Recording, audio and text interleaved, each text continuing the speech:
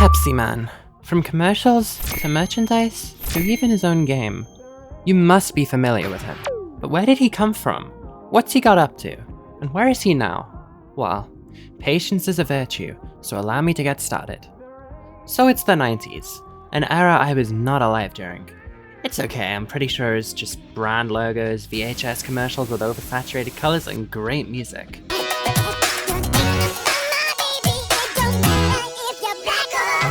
It was also a huge decade for fast food. This is at least partially due to the advent of commercialization. Everyone wanted a piece of your attention, and the contents of your wallet. I don't mean to say commercials weren't a thing in decades prior, but I'm not gonna act like this. Harvey, want anything special for your birthday? Just a decent cup of coffee. You're kidding. I'm serious. Honey, your coffee's undrinkable. It's pretty harsh. Well, so's your coffee. You know, the girls down at the office make better coffee on their hot plates. It's the same as this. I don't know how you do it. I put together some really impressive deals. But this thing you've pulled off, it's amazing. A big and tasty for just $1? How do you do it? What's your secret? Now, I'd say this ad is better because it doesn't encourage verbally abusing your wife, but it has Trump in it. Move on, anybody? It became a lot easier for companies to market to a global audience, because a TV was now a staple of the household. Go around to any 5 homes and write down how many of them didn't have a TV. Several people I visited have multiple TVs. Now, adverts today are nothing like they used to be. I believe they've perfected the formula of manipulating you into buying their products via bright colors, sounds, commercial jargon, all that jazz. A lot of these modern adverts feel so soulless, and that's a big problem. Soul. I think a lot of companies have traded soul for money, and to them, it's a fair trade-off. But for everyone else, it's anything but. Brands are no longer interested in connecting with their audience. They just want as many people adding stuff to their carts as possible. And the bottom line, they don't care who they have to trample on to do so, even if that's their own staff. Nothing makes this more glaringly obvious than the use of one thing in particular. AI! Coca-Cola faced a lot of backlash for making an AI ad. Then, when people called them out, they used AI again to generate proof, or evidence, that they didn't use AI. Now that's a pretty dumb move. And people are only becoming more privy to the use of AI technology. Now, in part, that's because every company is bragging about the use of it. For instance, one, Elon Musk, has expressed the desire to make a game made entirely using AI, which I can assure you, nobody wants. Now, I bring up all of this to say, the vibes of commercials in the 90s were frankly just better. You had mascots people liked, mascots such as Mac Tonight, the Burger King, the Noid, and of course, Pepsiman.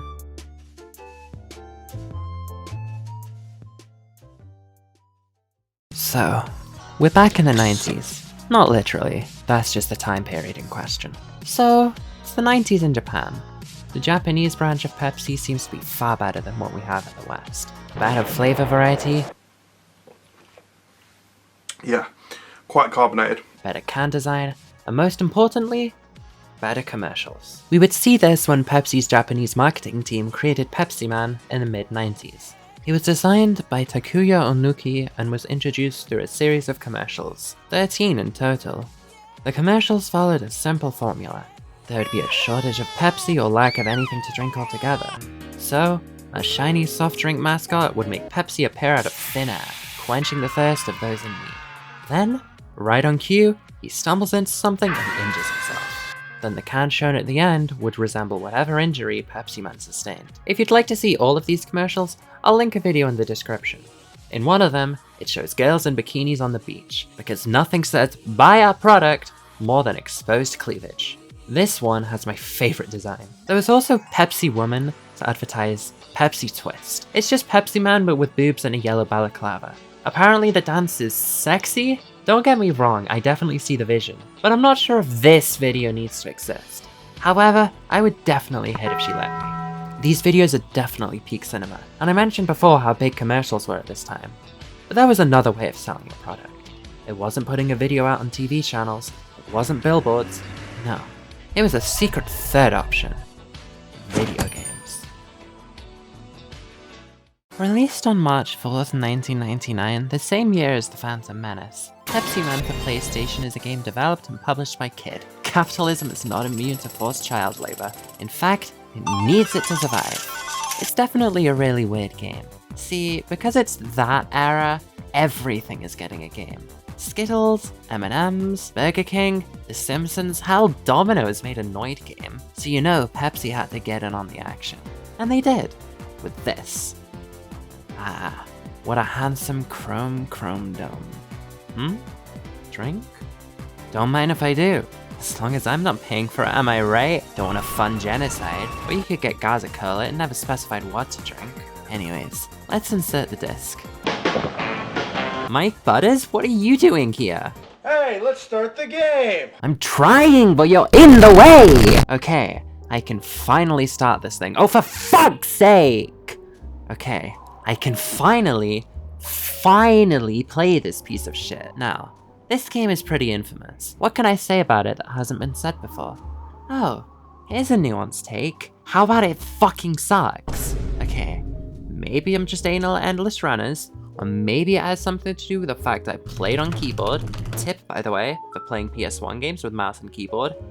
Don't. Rest in peace, Sonic controller. You won't be missed that much, because you'd regularly disconnect from my PC. But other than that, you served me well.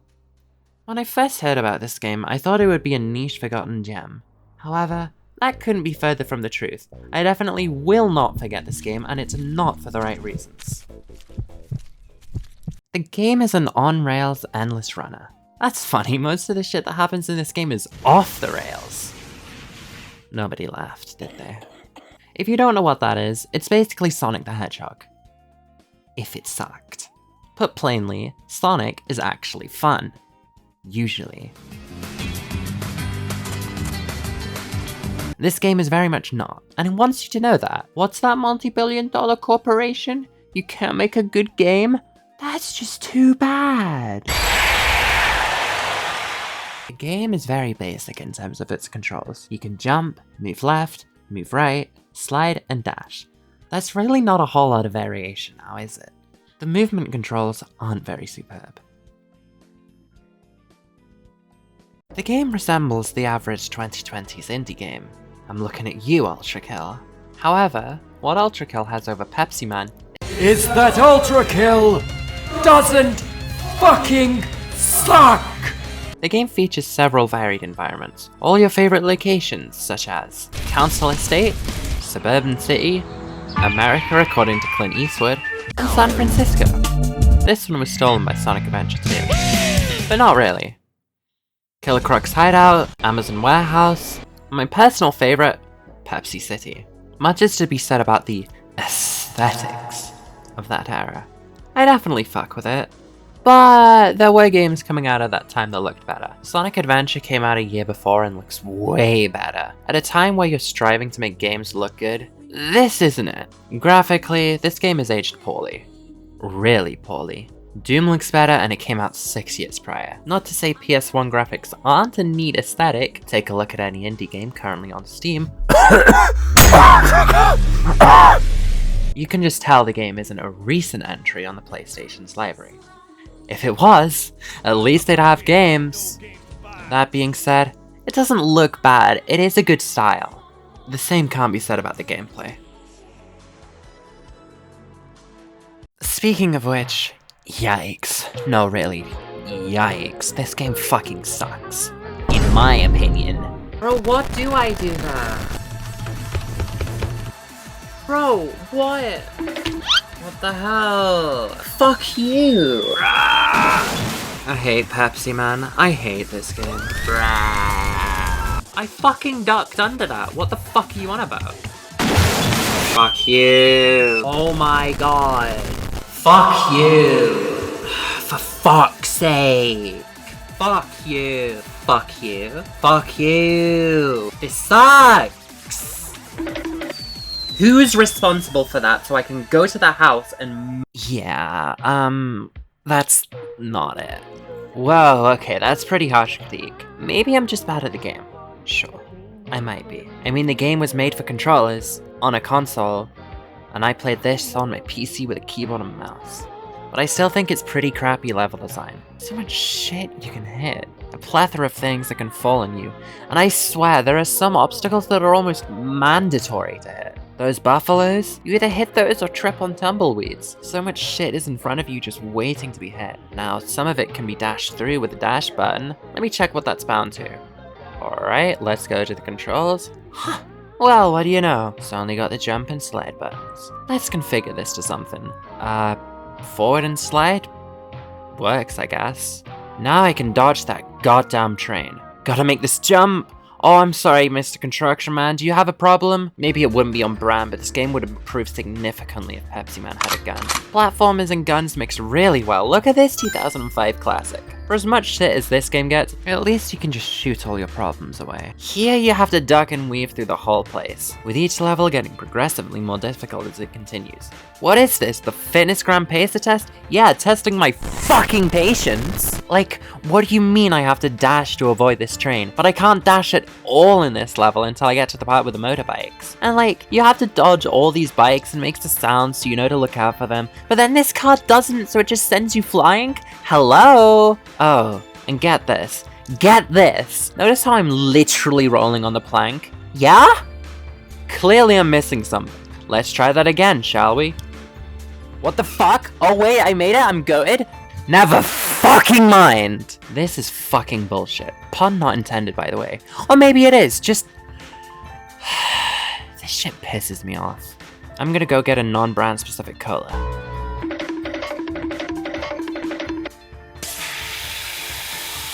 And those fucking desert levels. Attempt after attempt after attempt after attempt after attempt after attempt after attempt. I finally got past the desert levels. If I have to gaze upon these hideous low poly bulls once more, I'm gonna fucking... When does it end?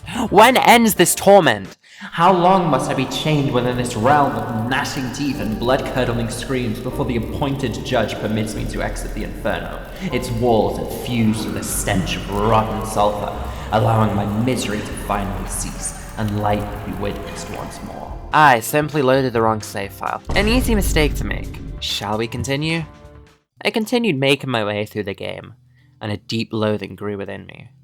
I was not enjoying my time here, and as I kept dying, one thing became exceptionally clear. I now know the pain of Sisyphus, because no matter how far I made it, I would never complete this level. Oh, how I despise this police car. I got to the final stage and I just uninstalled this shit. Sure, perhaps it's because I played a game intended for consoles on my computer with my keyboard. Perhaps that skewed my experience, but the misery experience cannot be understated. Now, I must emphasize, I have no problem with platforming. Some of my favorite games are Sonic games. What I hate is how this game in particular handles platforming. As I've stressed, there's just so many obstacles and pitfalls to look out for. They don't test my skill, they test my patience. You have to duck and weave through various obstacles, only for you to forget what is there and trip over it. There's also some obstacles that you are just gonna slam into regularly. Like the aforementioned swine transporter. I want this bitch-ass motherfucker killed, sent to hell, killed again, brought back, then killed on loop for 1 trillion years. Suffering is not a choice in this game. It's a guarantee. You will die multiple times. You will try to avoid obstacles, and you will fail. But as much shit as I will give this game, I will say that it was innovative.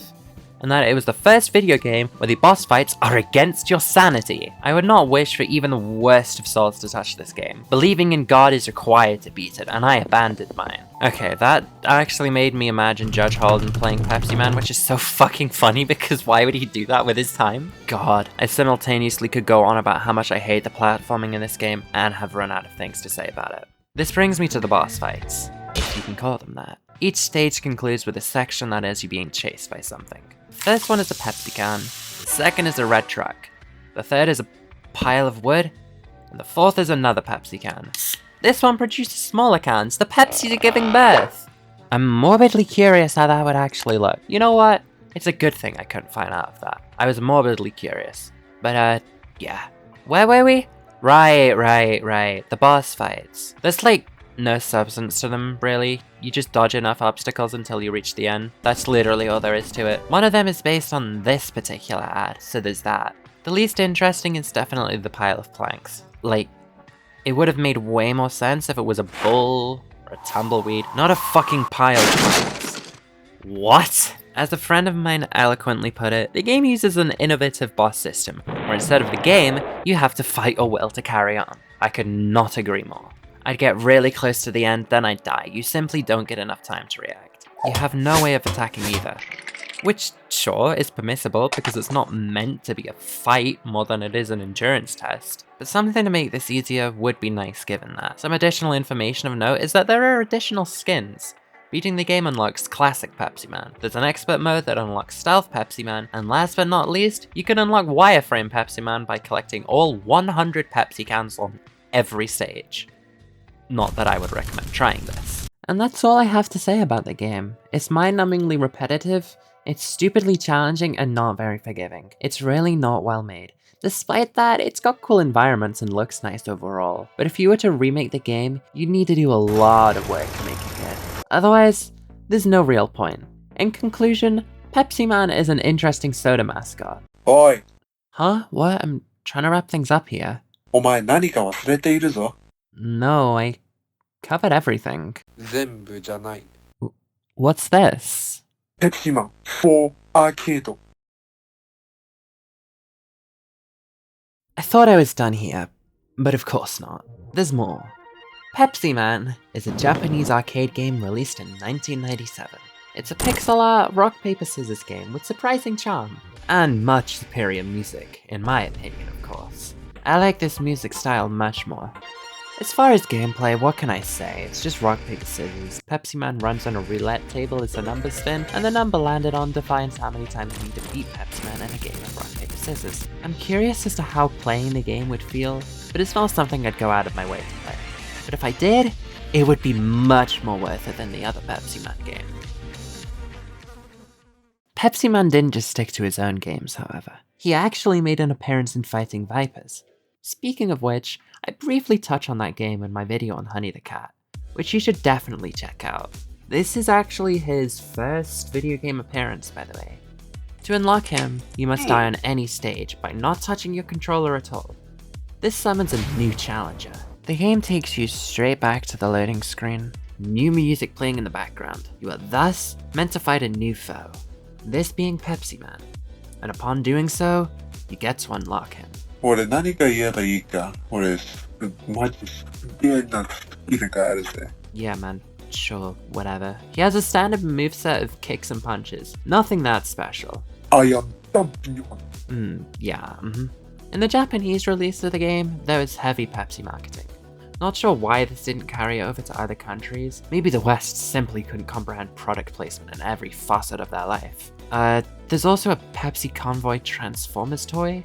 The bio for the toy states that the truck is created by the Autobots from the very sentient metal used to make Pepsiman. According to the bio, Pepsiman was made when the sentient metal had fused with pepsicola. However, this contradicts his other origin, that states he was created when scientist Satoru Shujinko accepted the power of the holy Pepsi into his heart. I think him canonically being part of the Transformers universe is cooler. But I digress. This convo bio also states that this could be considered a cousin or brother to Pepsiman. I wish I had sources to show, but this information comes from a 2005 message board. Apparently, a Transformers game was going to feature a Pepsi payload.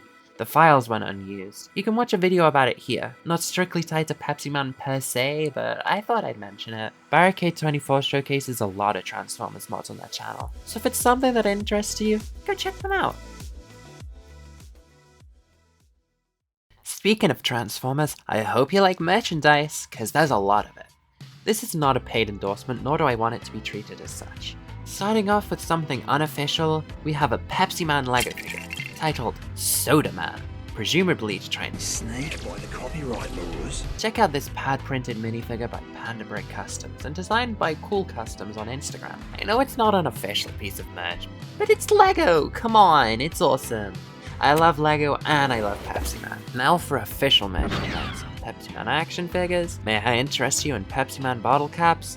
There's many of them, and I think they're quite neat. There's also 2 large bottle caps, one with movable arms and another where they are folded. As for action figures, Firstly, there are two classic Pepsiman figures. Next, the modern design, each having a snowboard for extreme winter sports. They also made a Pepsiman action figure that actually smells like Pepsi, called the Fucked of Pepsiman. I don't think they knew how to spell. And lastly, of the action figures, there's some Kubrick figures. There's two figures of both Pepsiman designs, and two that are the same but with a yellow balaclava for Pepsi one. There's also Pepsiman clothing, such as this shirt here. I freaking love the aesthetic. It's so cute, oh my god, where can I get it? Please tell me in the comments. The rest are like, fine. Oh hey, one acknowledges the bottle caps. This is a nice shirt, this is a good shirt. Fire shirts all around. But it's not just shirts. They made hats and a fossil watch? Jarvis, what the fuck is a fossil watch? Are you too broke to know, sir? There's genuinely a lot of cool and interesting Pepsiman merch overall. Might have to get myself some... Ew.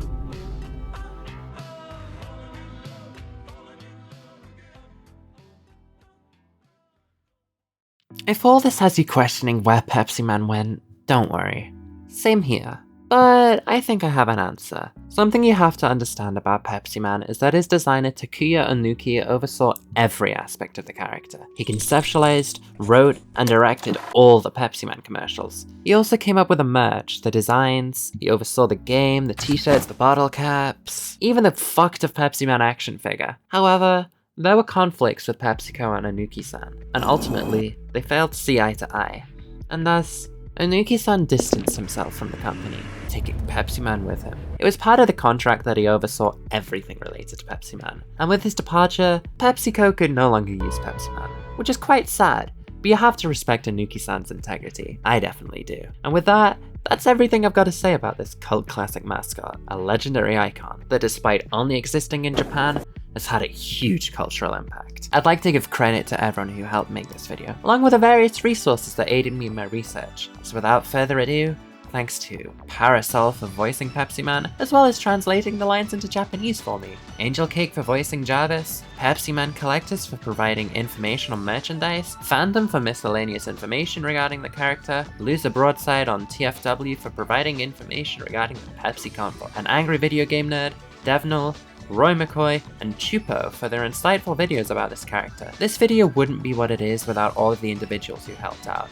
And finally, thanks to you, the viewer, for sticking around to the end. It really means a lot that you watched this far. If you want to help further, consider joining the Patreon page. You'll receive footage I recorded for my videos and updates on any future projects. But if you're unable to do that, sharing the video helps a lot. Perhaps even try the new hype feature YouTube's introduced, it might help. And with that, thank you for watching, and I'll see you a trillion months from now when my next video comes out, whatever that may discuss.